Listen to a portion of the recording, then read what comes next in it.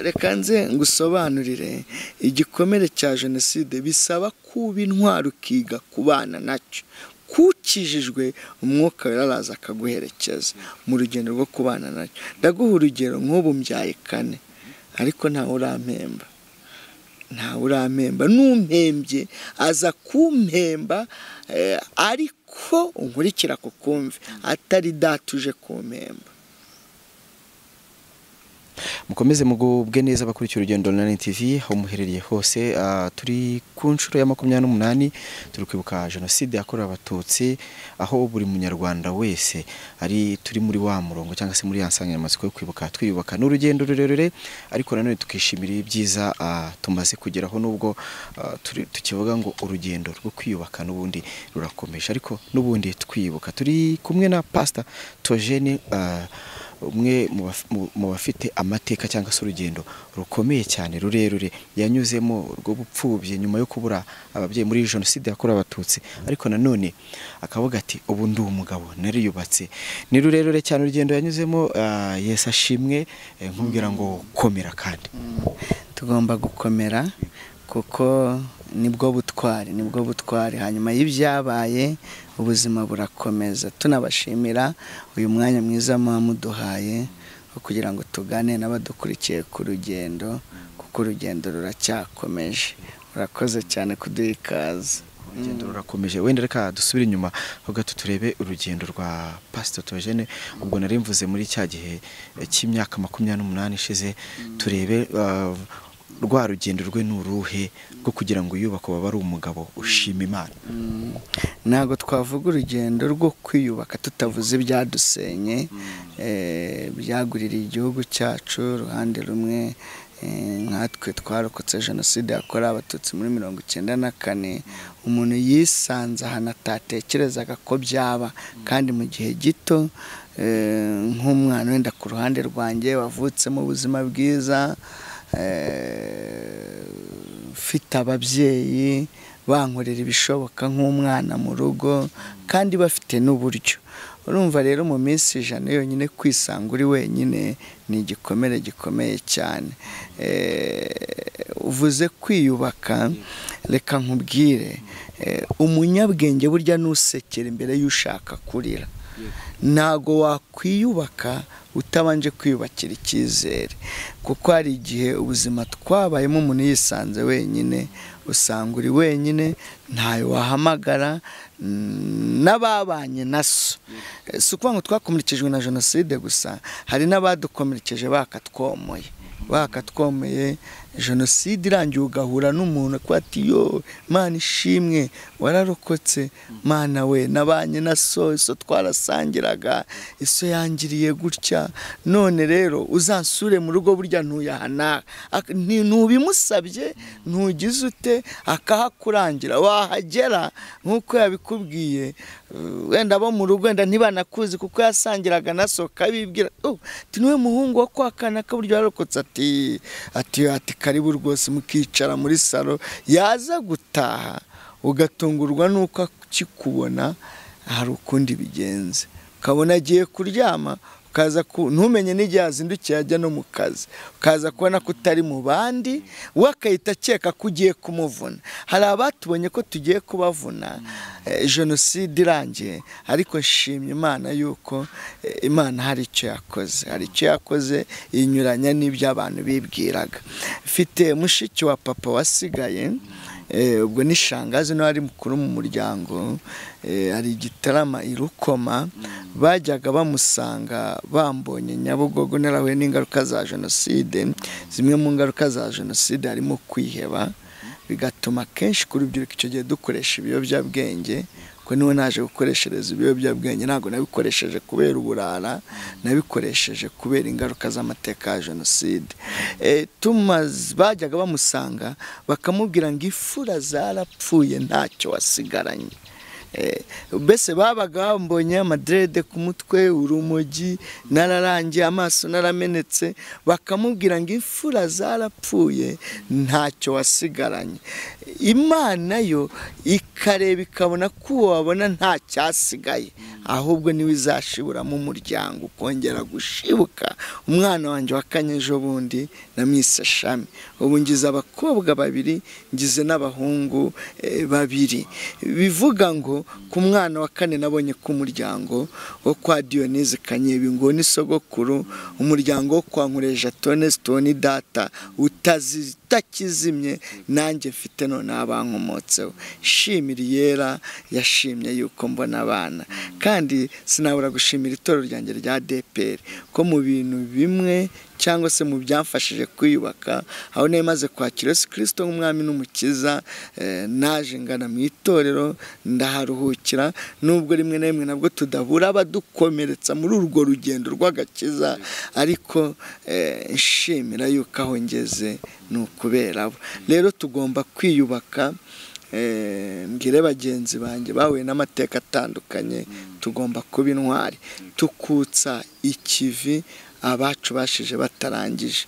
Mpamya neza yuko aho ababyeyi banjye baruhukiye, iyo bambonye baravuga ati twasize umwana abaye umugabo. Rero gucogora mu rugendo, gucogora mu buzima, kwiheba ukiyangiza mu buzima bitewe n'amateka, kwitakariza icyizere, tuba turi guha imbaraga umwanzi. Reka twiyubake, dukomere, kandi nyambwira abantu ngo kuba intwari ubutangiye urugamba, kuko kugira ngo ube intwari bisaba ko wiyemeza. Hari ibyo umuntu arwana nabyo, hari ibikomere burya hari ibikomere bikira n'ibidakira. Umuntu wakwirukanye mu nzu, iyo ubonye indi nzu icyo gikomere kirakira. Umuntu wakwirukanye mu kazi, iyo ubonye akazi icyo gikomere kirakira. Umuntu wakubenze, iyo ubonye ukwemera mu kabana icyo gikomere kirakira. Ariko igikomere cya jenoside ni igikomere kidakira. Icyo kintu nengeye kukikubazaho uti ese ubona akwira ikibasi kugira ngo bya bikomere byabaye? Reka nze ngusobanurire. Igikomere cya jenoside bisaba kuba intwari ukiga kubana nacyo. Kukijijwe umwuka wera araza akaguherekeza mu rugendo rwo kubana nacyo. Ndaguha urugero, nk'ubu mbyaye 4 ariko ntawe urampemba. N'umpembye aza kumpemba, ariko unkurikira kukumve, atari datuje kumpemba. Iyo washatse mu muco nyarwanda, iwabo w'umugabo baza gutekesha umukobwa wabo bamahaye, umukazana siko bigenda, baza kumutekesha. Ntawe ntekesheje. Abana banjye mu buzima bwabo ntibazigera babona sogokuru, ntibazigera bamuvuga. Urumva ni uruhererekane rw'ibikomere. Ubu vakansi, turi muri vakansi. Ejo ni bajya ku mashuri uzajya usanga abana bamwe baganiriza abanjye ati twavuye kwa sogokuru, bo kwa sogokuru, kwa sekuru. Ntibazigera bamenya se wabo. Urumva ni urugendo rw'amateka. Ndagira ngo ibi byumve neza. Ntarakora ubukwe, najyaga ntaho ubukwe bw'abandi bavuga ngo umuryango kwa runaka nuhaguruka waje kudusaba umugeni, bagahaguruka. Rero njye nkahita ndeba mu bukwe bwanjye, ese nibavuga ngo umuryango wo kwa Nkureja Tonesi tuhaguruke, nzahaguruka njyenyine, bizagenda gute? Ariko nshimira Imana ko muri Kristo Yesu hari imiryango baramperekeje bajya kunsabira. Ariko nahaye igiseke si mama, uwo bambitse ingofero si data. Iyo mbagere, reka nkubwire, ubu ntaho nabiciye. Ninde pasiteri uhe Theogene uhe umwe w'imfubyi, naho nabicikira. Urumva rero ni uruherekane rw'amateka, ariko dushimira Imana yadushoboje kwiyubaka, tukaba dufite aho tuvuye, dufite n'aho tugera, kandi tunashimira n'igihugu cyacu n'ingabo z'igihugu zatubaye hafi zikatu. Sinzibagirwa yitwa Kamari, kuko mpamya neza ko n'ubuzima uyu munsi mfite mbukesha we. Yambaye hafi, nicara no mu modokari nyuma ya jenoside. Ni umwe mu bantu bamaye imodokari mu muhanda ngo ntware, agira ngo niyubake ntere imbere. narokokeye Butare niho nari ngeze, ariko yagiye yubaka ubuzima bwanjye ankurikirana umunsi ku munsi kugeza na n'uyu munsi. Rero Imana ibaha umugisha. Mu kanya ukomeje bati ndashimira Imana mbere na mbere, ariko ngashimira n'ubuyobozi bwiza bwacu bwadufashije mu kuba turi kwiyubaka. Ubu ngubu ukaba uri umugabo uvuga ati ndacyari kubona ya mashami, umuryango ntago urazima, ko genda ngira icyizere cy'uko umuryango wacu n'ubundi uri gushibuka. Igihugu cyacu wenda mu bijyanye tujye mu murongo w'ubumwe n'ubwiyunge, urishimira iki nkawe ubonye abanyarwanda ukabona noneho n'uburyo butumeze, wishimira iki? Wenda ku ruhande rw'abakije, kuba ndi nka pasiteri kandi na sosiyete nyarwanda muri rusange, burya batwigishije ijambo ryiza ryitwa kubabarira, ryitwa kubabarira igihugu cyacu, kuko burya utababariye ni wowe uri gushira. Utamubabariye se undi wamukoraho iki? Ntacyo wamukoraho. Wowe urakomeza ushire mu mutima, wakomeza azamuke, abyara, afite n'abuzukuru, kuko waracyafite n'umuryango munini. Rero kubabarira ni inyungu z'utanga imbabazi. Kandi nkwibutse yuko hababarira uwababaye. Ubundi iri jambo kurivuga kubabarira biroroshye, kuryigisha biroroshye, ariko kurishyira mu bikorwa icyo gikomeye. Hababarira rero wagize gute uwababaye. Ariko nanone ngira abakoze jenoside n'ibindi, ujye uharanira guhabwa imbabazi wagizemo iki uruhare, kuko nawe gukira kwawe ni uguhabwa imbabazi wagizemo iki uruhare. Iyo uhawe imbabazi utagizemo uruhare, ngakira nkaguha imbabazi, wowe utateye intambwe ngo uze gusaba imbabazi, iteka ryose wumva ko utababariwe. Ndifashisha ibyanditswe itangira ibice 50, tuhasanga inkuru z'uwitwa Yosefu. Bene se baramukubise, bategura no kumwica, banamujugunya no mu rwobo.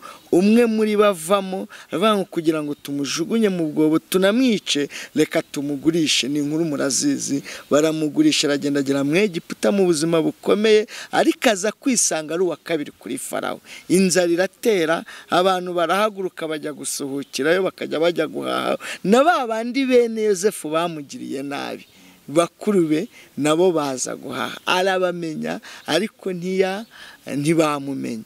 Akora uburyo bwose yabibwira, ntibamwumva. Igihe kigeze abonye ko batari kumumenya, abaha imbabazi, ariko bo batamusabye iki imbabazi. Anatumaho se na nyina, batumwe Prito nyina yarapfa, atumaho se arababwira n'umfamo yose mugende muyizane, ngo abatuza ahitwa i Gosheni. Urumva ni uwa kabiri kuri Farawo, igihugu kiri mu biganza byiwe. Barumuna bakuru babagiriye neza, ariko abagiriye neza bataragize uruhare rwo gusaba iki imbabazi. Muri ibyo bice 50 nari mvuze, ngo se wabo Yosefu, ise wabo Yakobo amaze gupfa, ngo barahaguruka. Urumva ko bagiye gusaba imbabazi mpitagihe. Barahaguruka, baragenda, babwira Yosefu ati tubabarire. We yarababariye, akora n'ibimenyetso. Basanga impamvu ari uko data kiriho. Ise amaze gupfa nibwo bagiye kumusaba imbabazi. Arababara, aravuga ngo burya koko imyaka yose mutuye i Gosheni, imbabazi nabahaye burya mwari mutarazizera. Reka rero mbwire bagenzi banjye, Imana itwambika imbaraga zo gutanga iki imbabazi. Wenda kuri pastor ku giti cye, wenda wasabwe imbabazi, ese wabashije kuzitanga? Twageze, ndavuga nge na mushiki wa papa wasigaye, yarakijijwe mbere ya jenoside, na jenoside irangira Imana ikomeza kumwambika imbaraga mu Kristo mwiza. Yahawe izindi mbaraga. Nakwengira ijambo kurivuga biroroshye, ariko kurishyira mu bikorwa nibyo bikomeye. Yatanze imbabazi, agera mu rwego rwo guhabwa imbaraga zo gukora n'ibimenyetso by'imbabazi. Urumva ko Yosefu yatanze imbabazi, agera mu rwego rwo kubagira neza batuza i Gosheni. Jenoside irangiye, muribuka yuko abakoze jenoside bamwe bari bafungiye kuri za komine. Shangazi yajya agateka, tukajyana bagakubita imyumbati ibijumba mu ndobo, natwe tugafata inzira tukagemura interahamwe kuri komine kugira ngo tuganire nazo tuzihe imbabazi, bakanabaduha tukabaganiriza tugasangira na bya, kuko niwe ari kumugaburira ngo abirye yari kumva ko wamuroze. Bigasaba yuko abica batwiciye, bigasaba yuko ukora hose kugira ngo abone yuko nta kibazo kirimo. Uwo ndi gusangira nawe yaciye sogokuru ibitse, urimo urabyumva, amara iminsi nabona gushiramo umwuka. Undi gusangira nawe yahagarikiye abandi babatera barumuna banje amabuye ngo mwice inzoka nizikuraze zabarya, babarundaho ikirundo cy'amabuye. Ni amakuru ari kuma kuko barumuna banje bagize gute, bapfuye.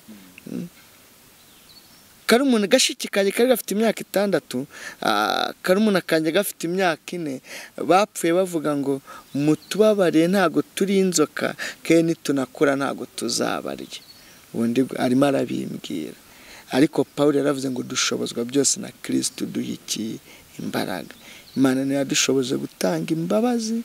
Reka nsengere n'abagenzi banjye, Imana twambika imbaraga zo gutanga imbabazi, kuko ni rwo rufunguzo rwo kwiyubaka no gukomera, tugasekera imbere y'abashatse ko turira, kuko iteka ryose nibo bashavura, bategereza umubabaro wacu bakawubona tukuzura umunezero. Atari uko dufite menshi kuri beka, atari uko twagaruriwe ibyacu byangijwe, ahubwo ni amahoro Yesu aha abantu be. Reka ngushimire cyane, tubwire n'undi muntu wese udukurikiye gukomera muri ibi bihe turimo, kandi tunabwira abanyarwanda nitwegerane, twegere babapfakazi, twegere babakecuru, twegere za mfubyi muri ibi bihe bikomeye turimo, kugira ngo dukomeze kwibuka kandi tuniyubaka. Reka ngushimire ku ijambo ryiza wenda n'ubuhamya bwawe utugejejeho dukomoza ati ku mbabazi, gutanga imbabazi, gusaba imbabazi. Ni umurongo mwiza cyane. Reka ngushimire, ariko tunasoza dusenga kugira ngo muri ibi bihe turimo Imana ikomeze gukomeza abanyarwanda, iduha imbaraga zo gukomeza kwibuka ariko tuniyubaka. Mana Data twese mu izina ry'Umwami wacu Yesu Kristo w'i Nazareti, kandi haka tubanje kugushimira urukundo rwawe rutumye tumariye imyaka yose kuri 28, aho tugejeje ni heza, haba ku ruhande rwacu twe twahuye n'aya mateka, haba mu ruhande rw'igihugu ko twabashije kwiyubaka. Sengeye abacu, tanga ihumure, tanga ituze mu bihe bikomeye nk'ibi ngibi, ba hafi y'imfubyi n'abapfakazi, sana imitima yasenyutse. Igihugu cyose turagisengeye, komeze kuduha amahoro n'ituze mu izina rya Yesu Kristo w'i Nazareti. Amen.